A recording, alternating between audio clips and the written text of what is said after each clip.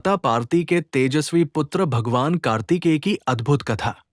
भगवान कार्तिकेय को सनातन परंपरा में देवताओं का सेनापति, शक्ति और साहस के देवता तथा अधर्म के विनाश का प्रतीक माना जाता है।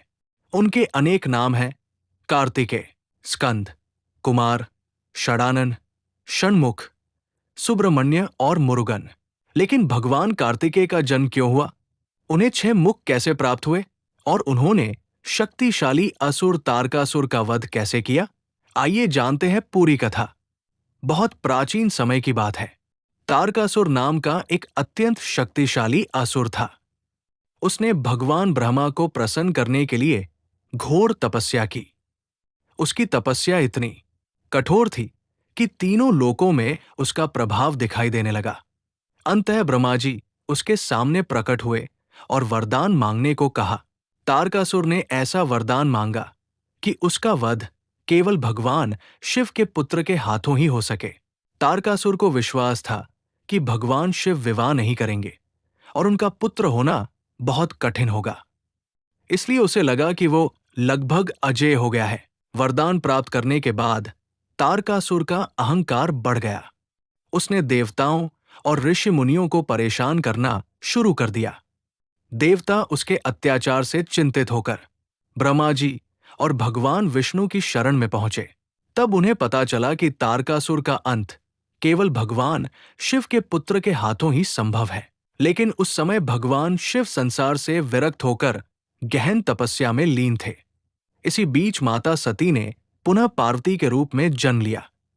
उन्होंने भगवान शिव को पति रूप में प्राप्त करने के लिए कठोर तपस्या की।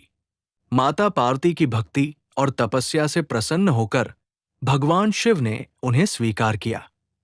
इसके बाद भगवान शिव और माता पार्वती का दिव्य विवाह हुआ। देवताओं को अब आशा हुई कि तारकासुर के अत्याचार का अंत करने वाला दिव्य पुत्र जन्म लेगा। पौराणिक ग्रंथों में भगवान कार्तिकेय के जन्म की कथा अलग अलग रूपों में मिलती है। एक प्रसिद्ध परंपरा के अनुसार भगवान शिव की दिव्य शक्ति से उत्पन्न तेज को अग्निदेव ने धारण किया। बाद में उस दिव्य ऊर्जा का संबंध गंगा और सरवन वन से बताया जाता है। वही एक अत्यंत तेजस्वी बालक का प्राकट्य हुआ। उस बालक की दिव्य चमक देखकर सभी आश्चर्यचकित रह गए। उसी समय 6 कृत्तिका देवियां उस बालक की देखभाल करने लगी।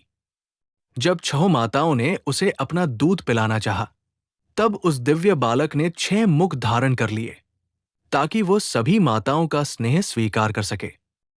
इसी कारण वे षडानन और षणमुख कहलाए। ये बालक कोई साधारण बालक नहीं था।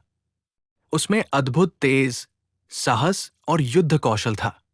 भगवान शिव और माता पार्वती ने अपने पुत्र को आशीर्वाद दिया। आगे चलकर कार्तिकेय ने दिव्य अस्त्र शस्त्रों की शिक्षा प्राप्त की। माता पार्वती ने उन्हें एक दिव्य शक्ति आयुध प्रदान किया, जिसे दक्षिण भारतीय परंपरा में वेल कहा जाता है। भगवान कार्तिकेय का वाहन मयूर माना जाता है। मयूर पर सवार होकर हाथ में दिव्य वेल धारण किए हुए उनका स्वरूप अत्यंत तेजस्वी दिखाई देता है। अब समय आ गया था तारकासुर के अंत का। देवताओं ने भगवान कार्तिकेय को अपनी सेना का सेनापति बनाया। कार्तिकेय के नेतृत्व में देवताओं की विशाल सेना तारकासुर के विरुद्ध युद्ध के लिए आगे बढ़ी। एक ओर देवताओं की सेना थी और दूसरी ओर तारकासुर की विशाल असुर सेना। युद्ध अत्यंत भयंकर था। तारकासुर अपनी शक्ति और मायावी सामर्थ्य से देवताओं को चुनौती दे रहा था, लेकिन भगवान कार्तिकेय निर्भय होकर उसके सामने खड़े रहे।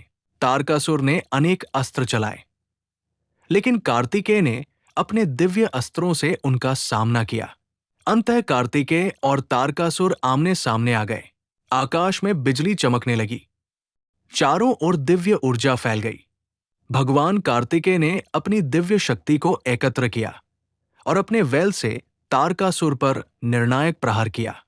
तारकासुर पराजित हो गया। उसके अंत के साथ ही देवताओं को उसके अत्याचार से मुक्ति मिली। आकाश से पुष्पों की वर्षा होने लगी और देवताओं ने भगवान कार्तिकेय की जय जयकार की। इसी महान विजय के कारण भगवान कार्तिकेय को देव सेनापति कहा गया। भगवान कार्तिकेय की कथा केवल युद्ध और विजय की कथा नहीं है। उनके 6 मुखों को अलग अलग परंपराओं में ज्ञान, साहस, शक्ति, विवेक, करुणा और आध्यात्मिक जागृति जैसे गुणों का प्रतीक माना जाता है। उनका मयूर अहंकार और नकारात्मक प्रवृत्तियों पर नियंत्रण का प्रतीक माना जाता है, जबकि उनके हाथ का वेल दिव्य शक्ति और धर्म की रक्षा का प्रतीक है। दक्षिण भारत में भगवान कार्तिकेय की विशेष रूप से मुरुगन और सुब्रमण्य के रूप में पूजा होती है। वहीं उत्तर भारत में वे कार्तिकेय और स्कंद के नाम से प्रसिद्ध है। भगवान कार्तिकेय की कथा हमें एक महत्वपूर्ण संदेश देती है। अहंकार कितना भी शक्तिशाली क्यों न हो, धर्म के सामने उसका अंत निश्चित है। जीवन में कठिन परिस्थितियां आए तो हमें भयभीत नहीं होना चाहिए। भगवान कार्तिकेय की तरह साहस, अनुशासन और आत्मविश्वास के साथ अपने कर्तव्य के मार्ग पर आगे बढ़ना चाहिए। मित्रों, कार्तिकेय भगवान की जन्म और तारकासुर वध की कथा विभिन्न पुराणों और क्षेत्रीय परंपराओं में कुछ अलग अलग रूपों में मिलती है।